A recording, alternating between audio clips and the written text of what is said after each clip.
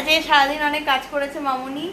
ওই আমি কি কাজ করব, আমি তো এখন করে এলাম। ওই তো করেছে, আজকে রান্না আমি করেছি, ওই একই রান্না চিকেন, আর তাই তোমাদের সঙ্গে দেখানো হয়নি।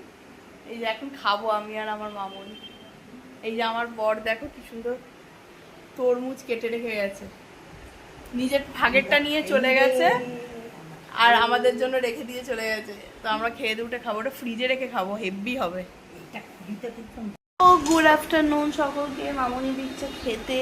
এই যে যথারীতি আমি নিয়ে খেতে এখনো পারি না, এখনো বড় হইনি। আজকে একটা দারুণ রান্না হয়েছে বাড়িতে, দেখলে সবাই খুব লোভ দিয়ে চলে যাবে। এই যে টক টক ডাল,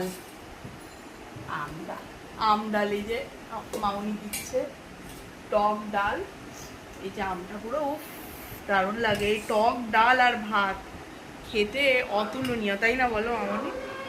দারুণ লাগে, দারুণ লাগে। দেখা এই দিয়েই পুরো ভাত খাওয়া হয়ে যাবে। মামুনি তোমার টক ডাল আমরা কখন খেতে পারি? পুজোর পর। এই চৈত্র মাসের লক্ষ্মী পুজো গেল, ঠাকুরকে দিল। আমাদের চৈত্র মাসে লক্ষ্মী পুজো গেল, ঠাকুরকে দেওয়া হলো, তারপরে আম ডাল। আজকের মেনুতে আছে আম ডাল, আলু সেদ্ধ আর চিকেন কষা। এটা শুধু কষাটা আমি রান্না করেছি, খেতে কেমন হয়েছে জানি। এই যে চিকেন কষা, এই হলো আজকে আমাদের লাঞ্চ।